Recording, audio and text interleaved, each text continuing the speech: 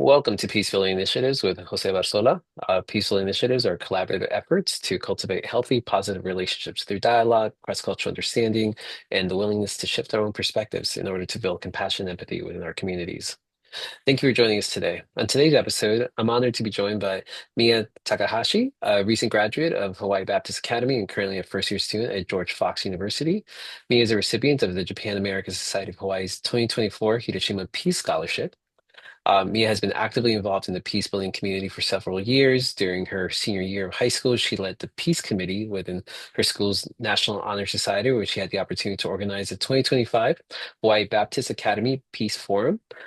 This event brought together students from high schools across the islands to explore peace through multiple lenses, including presentations, performances, workshops. Thank you so much for having me there to say a few words. And also, it was a wonderful way to get a little insight into the Ohana Arts cast that did Peace on Your Wings. So that was truly, yeah, it was, thank you so much for everything you did there. So Mia hopes to continue her journey in peace building and looks forward to the possibilities coming, the coming years will bring. So thank you so much, Mia, for being here with us today. And congratulations on going to college and adjusting and just everything else that comes along with it. I won't go down the memory lane of decades back when I was there, but if, to get us started, I was hoping just getting to know me a little bit. Can you tell us a little bit about yourself and what inspired your interest in peace building? Yes. Okay. So, hi, I'm Mia. I'm currently a freshman at George Fox University. I'm majoring in mathematics and data analytics. And I think one of the biggest things that inspired me for peace building is my grandfather, because he's really what got my interest started in World War II. Because what I think I shared his experiences with me as he lived in Hawaii during the time of Pearl Harbor. And he shared it with me, and that's what got me very interested in World War II and eventually other aspects of it, like Hiroshima. And I remember being able to visit Hiroshima when I was 12.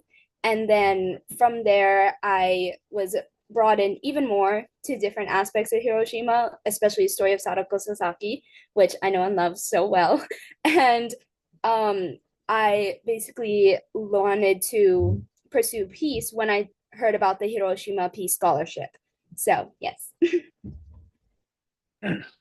No, thank you, and thank you for taking us back. And I always think it kind of goes back to our upbringing and those that model or inspire us as we're growing up. And so it's great to see the correlation and how you've, you know, I always say for folks that do the work that you do, I was nowhere where you were when I was your age. So it is inspiring here. So thank you so much for that. And so, what does peace building mean to you personally? I think for me personally, peace building, I think it can be applied to everyday lives. I think what people tend to do is think that, oh, peace building is like this big movement. I'm not saying it's not, but I think it life and just having friendships and making peace in the midst of conflict. And I think one of the things that I've learned in my few years in peace building is that peace begins with friendship.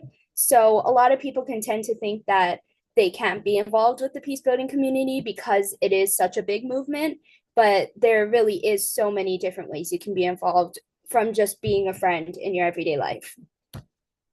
No, thank you. And going along with the peace building community, how did you first get involved in it? Was it through, please go ahead.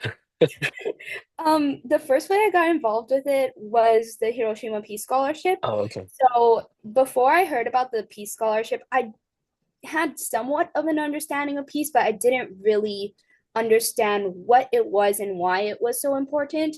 So when I heard about the Hiroshima Peace Scholarship, I figured, hey, I better figure out what exactly peace means, why it's so important if I'm going to go for a scholarship like this. And then so that was around the second semester of my sophomore year of high school. So I just started to really immerse myself in everything I got the opportunity to hear. So, like, I remember one of the first times that I really got hit with the understanding of this is why peace is so important was when my class took a field trip to Punch Bowl and Pearl Harbor. And then at Punch Bowl they had us stand on the top of the stairs and just look out, and they told us how it was made, and they're like there were hundreds of bodies that came from World War II, and they were like stacked on each other because there were so many. And I remember just standing on the stairs and looking out and seeing all the graves and just being like, wow, like so many people have passed as a result of war. And even just at Pearl Harbor, like looking down at the boat and really thinking about like this was a boat and like because I think when you're younger it's easy to not understand the reality of it and like how much it's a real problem or it was a real problem. So I think just understanding those things brought me to realize that peace is so important because so many lives are lost to war and so many lives are still lost to war today. No, thank you. Thank you so much for that. And um, so talking a little bit about the Hiroshima Peace Scholarship, might you share what did receiving the award mean to you and what kind of experiences or projects were part of the scholarship program? Yes. Oh my gosh. Receiving this award was so special to me because um getting to go there for my senior year, I think it was really such a homecoming in so many ways because when I like I said when I was 12, I got the opportunity to go to Hiroshima, learn about Sadako and just like see it, but I didn't understand the many opportunities to get the magnitude of Hiroshima and the bombing and everything that happened and has happened as a result of it. And I think it was just so special to be able to see different lenses. Like we got the opportunity to meet and talk to Hibakusha multiple times during in our time in Hiroshima, and I believe even like once or twice in Hawaii too. And I think it was just so special. And some of the other experiences and projects that were a part of it. I have my list over here so I don't forget anything. The first one is preparing for and presenting at a peace forum in Hiroshima when we went there. And then what goes with that is interviewing someone regarding their experiences with World War II. And then another experience was folding 1,000 paper cranes with my fellow scholar and our chaperone. And then the biggest of them all, I think, is staying with a host family during our whole time in Hiroshima. And do you mind if I break those down? Yes, please do. Please. Love to Yeah. learn more. So, in chronological order, the first thing that we did before we left on our trip was we worked together to fold 1,000 paper cranes. And we kind of divided the work evenly, and we were able to have family and friends help us. And then those paper cranes went to the Children's Peace Monument first full day in Hiroshima. And then later on in the trip, we attended a peace forum. And Charles, who is the other recipient of the 2024 Hiroshima Peace Scholarship, and myself, we both presented at the Peace Forum. And what we did was we presented together about our daily lives as students in Hawaii. So basically, just going through a day in the life and telling them about the different events that our school offers and things like that. And then we each did our own individual research project where we interviewed someone on their experiences in World War II. So for myself, I was able to interview my grandfather, which was very, very special because he actually got to go to Hiroshima 4 years after the bombing. So he got to see like the original A bomb dome and like just before they were starting to really rebuild it. And he shared his story with me, and it was really special because I got to see a vulnerable side of him that I never had seen before. And along with learning, and then during the trip, we all stayed with a host family, including our chaperone. And I think it was a really good way for us to be like even more immersed in the Japanese culture as compared to like staying at a hotel. We were staying with families who lived in Japan, and I believe they all had students who went to Jogakuin, which is our partner school and the school that hosted the Peace Forum. So it was just such a special experience to be able to be fully immersed like the whole trip. No, thank you so much for that breakdown. And I think for folks who are listening, I think when you're just it may seem like, oh, you're just gonna share about like what is your everyday life like. what I think of is like, these are folks who presume, they have a different life, every day. It's a different country, it's a different perspective, lived experience. And so hopefully through some of what you've shared, they can kind of find some common ground, I'm assuming. And hopefully there were some similarities in some of the things that you were doing on a daily basis and some of the work that what their daily lives kind of would be like. I imagine that was kind of the intent for that. So thank you. How has learning about Hiroshima's history influenced your understanding of peace and your role in promoting it? Yes. Okay. So, like I said, I didn't quite understand what peace was until my sophomore year when I really started pursuing what it meant, why it's so important, because I knew I wanted to apply for Hiroshima Peace Scholarship. And I think that really went hand in hand because in your sophomore year, junior year, that's generally when you start being taught history with kind of less of a filter. And I think being able to hear filter was very impactful for me because you got like the raw experiences. Like this is how many lives were lost. This is what happened in their life. So just being able to hear that, I think really made me realize that not just Hiroshima, but there's so many other events that have happened over the years and are still happening where people are losing their lives. And that is what really helped me to understand peace.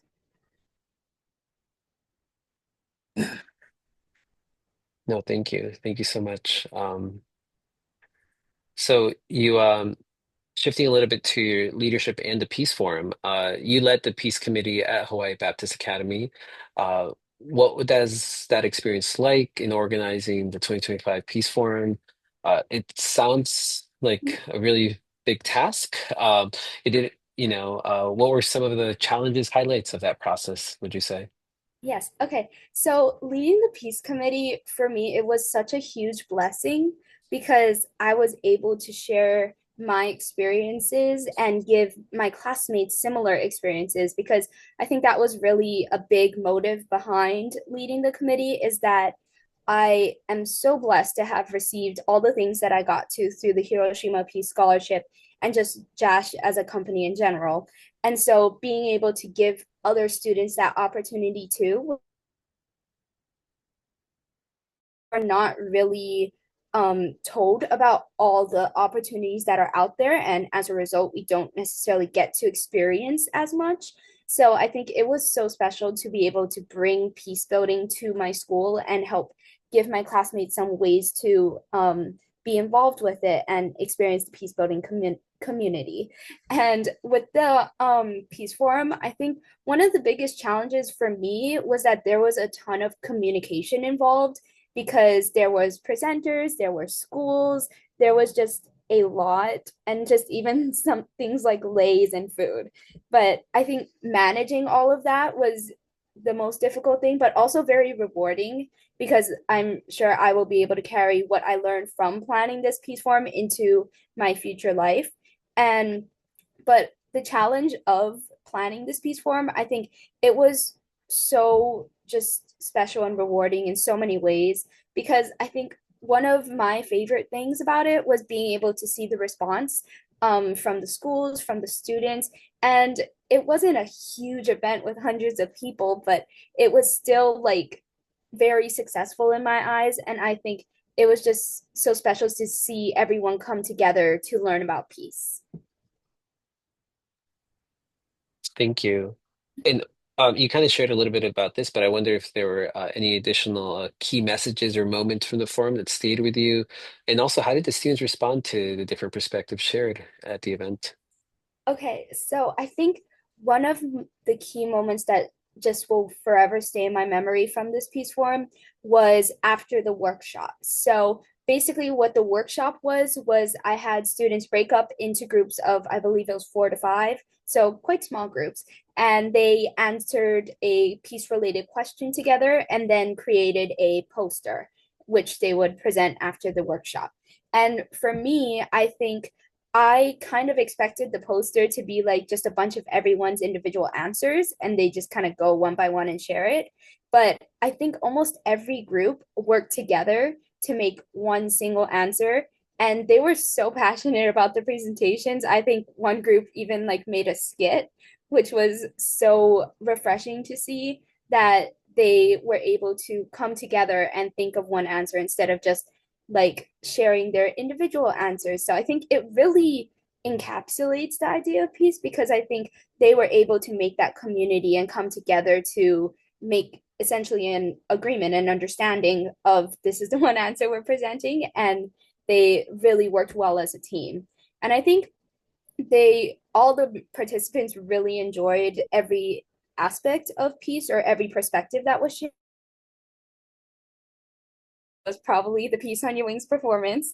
And I just remember being able to look over the crowd, or the crowd of like, I think it was 40 to 50 people, and looking over them and just seeing like so many people had smiles on their faces. They were very touched by it, or they were just sitting there and just in utter shock of the talent that was before them because the kids in the cast of Peace on Your Wings are so talented. And I'm so grateful that they were able to come to our forum and perform. Thank you. As you shift a little to reflections and lessons learned, what's something you've learned through your own peace building work that's surprised you? I think the thing that surprised me the most through my own peace building work was just all the opportunities that are out there. Because, like I said, before really the Hiroshima Peace Scholarship, I was not aware of all the different opportunities that there were. And through the Hiroshima Peace Scholarship, Jash offers, like Sadako Peace Projects, and the different programs that Matsunaga Institute for Peace offers, like the different seminars and discussions. And I remember I've gone to a few of them like virtually, and they were all so meaningful and so impactful. So I think it was just really surprising for me to see just how much is out there. Thank you. Thank you. I'm hoping folks take that from as they're listening that there's lots of opportunities to get involved and to create change on any kind of level that folks are interested in. How have your views on peace or conflict changed over time? And if so, how? Yes, like I said before, I think peace building, I've come to an understanding that peace building can be brought down to the everyday level. And I think when I first started learning about peace, I was also part of the people who thought that it's a big movement and I can not like contribute to it in a big way because it is so big.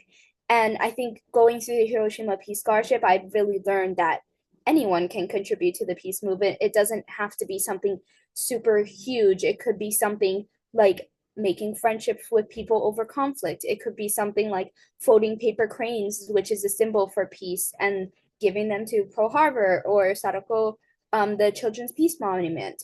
And I think it's really something special that the peace building movement can be illustrated in so many ways. Like, yes, there's the big encompassing peace movement of the world, but there's also little peace movements in our everyday lives. No, thank you. Yes. Um, who or what has inspired you most throughout your peace building journey? Mhm. Yes. Like I said, I think my grandfather has definitely been a Yeah. huge inspiration to me, but I also think just hearing about everybody's stories in general, like anybody who was involved with the war, whether that was Hibakusha or just hearing about other people share about their grandparents or just things like that, because I think it gives me a motivation to be like, so many lives were impacted, so many lives were lost, and I want to be able to hopefully help to contribute and prevent that from happening even more as much as possible. I know it is such a big task and no single person can completely eliminate wars, but I think it's just given me such a motivation to find as many ways to contribute to the peace movement as I possibly can, and just even just sharing awareness of like what has happened and why peace is so important, and just inspiring people and hoping that they can contribute to the peace movement too. Thank you. Now, as a first year student at George Fox University, how do you plan to continue your involvement in peace building, or how are what is the future? Not that you need to have it all figured out, but What what ideas do you have in mind so far? Yes, I think for my first year, it's really busy. Anything too big this year, but I am hoping to contribute to the smaller peace building community in ways like service projects and just helping out when I see an opportunity to. And also, I think I did see some advertisement for a peace building event on campus somewhere. So I am very much going to look into that because I think that is such a wonderful opportunity. And it just made my heart so happy to see like something for peace that is on campus. No, thank you. Uh, September 21st just passed, which is International Peace Day. So that may have been related to what you have seen. Most institutions hopefully are doing something to continue to create awareness about that. But what advice would you give to other young people who want to make a difference in their communities? I know you've kind of given some ideas, but just wondering if there's any additional thoughts you have. I think the biggest advice that I would give is just as cliche as it sounds, a difference in a certain way. There's a reason you're feeling called to do that, and just don't let fear of being judged stop you because I think it is such a fulfilling experience to be able to contribute to your community, contribute to the world in so many ways. So just embrace it for all that it has to offer. So just to recap, because we had a little bit of disconnect, did you say follow your dreams? Is that what you stated? I said follow your heart Follow your heart. Okay. because I think when you feel called to contribute to the community and make a difference in your world, there's a reason you're feeling called to do that. Yeah.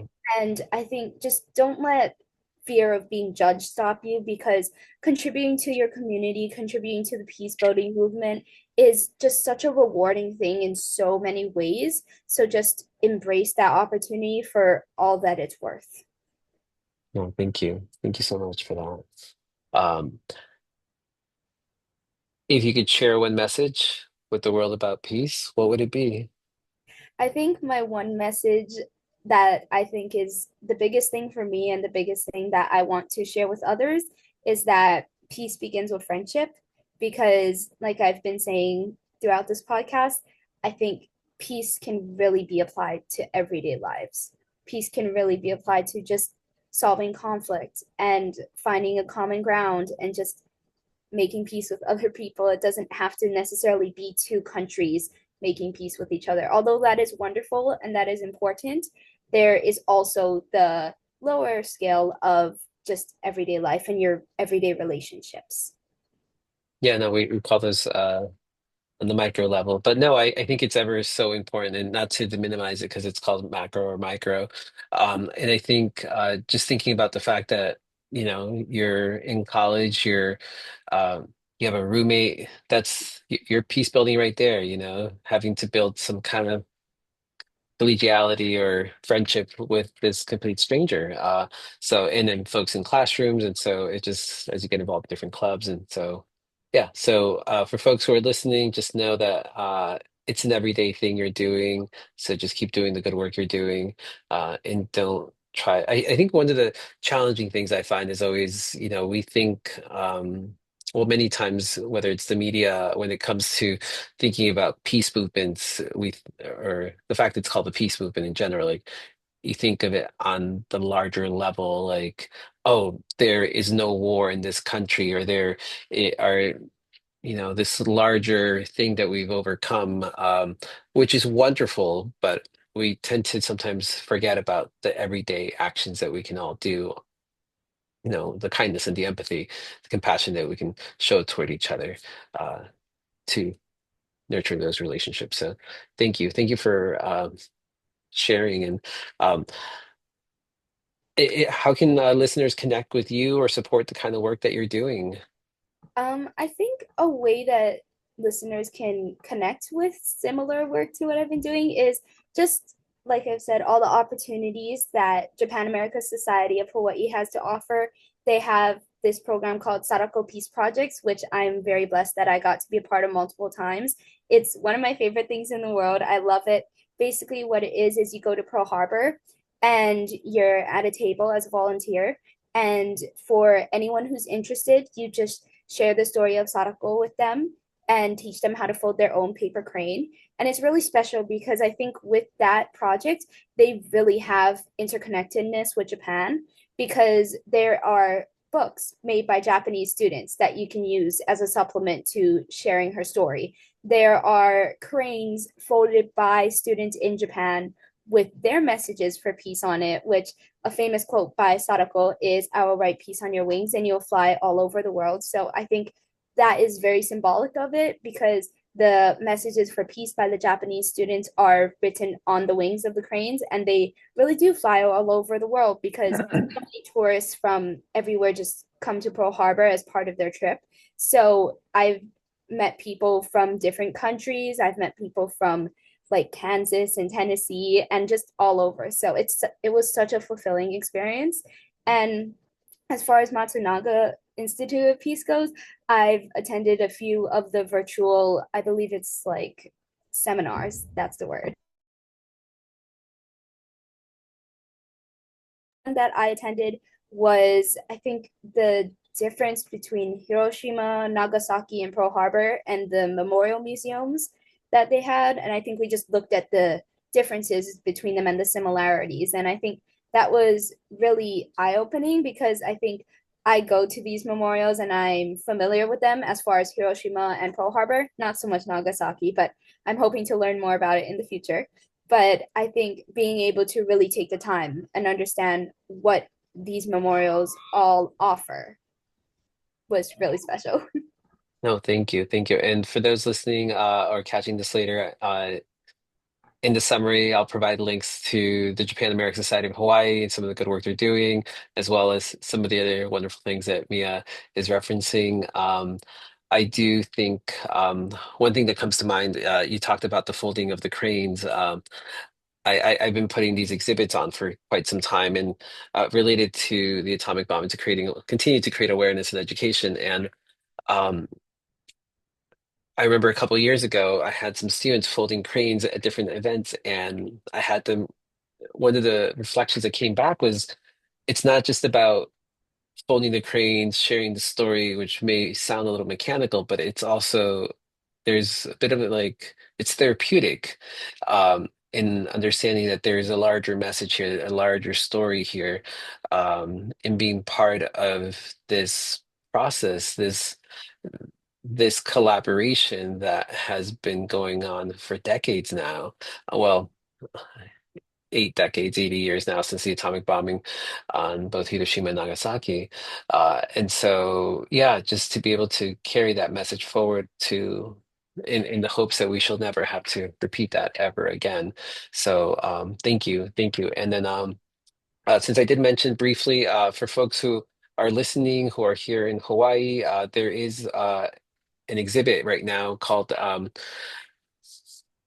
Shadows of the Future, the Impact of Nuclear Weapons on Children at the Hamilton Library Bridge Gallery right at the University of Hawaii in Manoa. It will be on there till the end of October. So I hope you all have some time to check it out. And I'll provide in the summary some links about it as well, since not trying to plug my own stuff, but since you brought it up, I was like, oh wait, I should probably mention that. Can I share something about the exhibit? Oh yeah, please, please do. Okay, so yes, if you have the opportunity, please go. I've been telling like all my friends and family, like just go and experience it because yes, it's not a huge place, but I think it's small, but it's so powerful. And I think being able to learn about the different Nagasaki and even like I think it was Marshall Islands I got to learn a little bit more about. And I think also for me being able to one part of the exhibit was I think there were pictures from the Hiroshima Peace Memorial Museum. And there's pictures of the toddlers, a little boy's burnt tricycle, and a lunchbox that had a bunch of debris in it from the lunch that had been packed. And I think just being able to read those stories of what the story behind the object or the artifact was, I think it was so special because I think when I visit the museum, a lot of the times you don't have the time to just stop and read every single thing. So I personally hadn't realized the stories behind them to the extent that they were shared in the exhibit. So that, among other things, was just so special to see. So thank you so much for putting that together. It's such a wonderful. Thank you. Thank you so much for your support and for sharing. And yeah, just a little bit, I guess, yeah, so it's a three-part exhibit. There's Sadako Sasaki and the Paper Cranes, which was an exhibit donated by the Hiroshima Atomic Bomb Museum about 5 years ago through some other collaborators I did with them. And then there's some images also shared by some folks in Nagasaki Atomic Bomb Museum. And then there's also the Marshallese Art Project, which I specifically selected the poetry and artwork done from anywhere from like third graders to undergrads in the Marshall Islands as it relates to the legacy of the bombing that was done there, which till this day, people sometimes are not aware that in the 1950s, there was multiple atomic bombs dropped there, and some that definitely larger and more powerful than what was dropped in Hiroshima and Nagasaki. And so there's definitely further conversation to be had about that. And the last bit about the exhibit that I think, well, there's the cranes, which I love the fact that the cranes are slowly getting put all over the walls, which for folks who are listening, if you do visit, there's a lot of loose cranes, so feel free to get some Scotch tape and you can tape it anywhere on the wall that you like. I did get approval for that, so I would love for, you know, if the wall could be all covered, it'll definitely um, take some time to bring it all down when we have to, but I think why not? I think it's just a sign of the community coming together and showing the importance of this. And but also, Mr. Larry Miwa's journal is also on display at the exhibit. Mr. Larry Miwa was 14 when he uh, saw the atomic bomb being dropped as him and his scout troop were in the mountains of Hiroshima. And so he journaled for like 2 weeks. And so Gambare Hiroshima is the book. There's a printed version now you can just get on Amazon, but there is also the original one right there on display. So I'm just very thankful for the community kind of coming together and helping to put this all together. And so also you mentioned Peace on Your Wings for folks who may not be aware. Peace on Your Wings is um, a play put together it was created by the folks at Ohana Arts, which do some amazing work, who I think about 13 years ago took the story of Sadako Sasaki and turned it into a play. And it's so powerful. You have everywhere from, I think, 7 or 8 year olds to like, or no, even younger than that, I think, to like 18-year olds putting on this amazing, what felt like a Broadway show.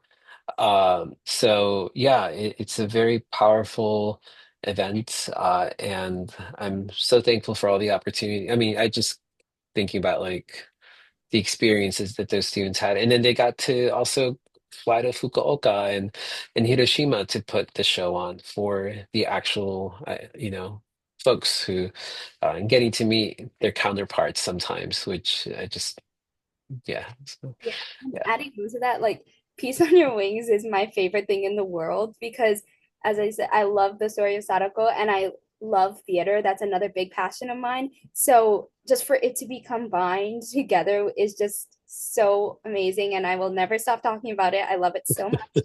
And I think that was another thing at the exhibit was that when it came to the Sadako, there's like different boards, poster boards that have different parts of her story. And a lot of it I'd never heard before, but I remember there was so many times I would read it and be like, that happens in Peace on Your Wings, and that happens in Peace on Your Wings. And I remember just like turning to my mom after finishing reading that because I went with my mother. And I remember just telling her, I was like, Peace on Your Wings did a good job because they were like it was so true to the story and being able to see and hear about the story and recognize so many things that were also involved in Peace on Your Wings. I think they've just done such a wonderful job with this. It's such a special musical that holds so much power And I'm grateful that it was able to be put on in Hawaii a few times and even around the world. Like, I believe they did shows in California and New York. And just this past summer, they went to Fukuoka and they got to meet the Sadako's brothers and perform for them, which I think is such a special opportunity that all the cast members got through Ohana Arts, which is really just such a once in a lifetime for them. And Yeah. it's amazing. No, no, most definitely. Most definitely. Yeah, we could just be here talking about how amazing. I'll be honest, like I saw it for the first time, and well, I heard the songs for the first time in 2020 during the pandemic, and it was always on like my bucket list of things to experience. And then in 2023, I got the opportunity to do that, and then 2025 got to see it twice. And yeah, it's been and I feel like every time I watch it, it's not as though it's like, oh, here we go again. It's more like, oh, I like take something new out of it every single time, a new message, new things I'm just thinking like, I don't, I mean, just to admire the skills that those youth have on stage, I'm like, I don't think I could have done half of what they're doing right now. So it's, I will say it gives me hope. It gives me hope from not to sway into, politics and what's happening in our world, our nation, but it gives me hope that our youth are on the right track and that we're going to be okay. Even though some adults may have lost their way. So thank you, Mia, for just. I want to say just thank you so much, Mia, for joining us today and for sharing your story, your experiences, and your passion for peace building. It's inspiring to really just see young leaders like you taking initiative and creating spaces for dialogue, understanding, empathy. Uh, Especially, as I said, at a time when our world deeply needs it. Your work reminds us that peace is not just a goal, something like we talk about world peace, but it's something that we can all contribute to through listening, learning, engaging, building those friendships, engaging with our communities. Um, Definitely wish you all the best as you continue your journey at George Fox University and beyond. They're so lucky to have you there. And to our listeners, thank you for being with us in Peaceful Initiatives. We hope today's conversation encourages you to reflect on your own role in building peace wherever you are. Until next time, stay curious, stay compassionate, and keep building peace. Thank you.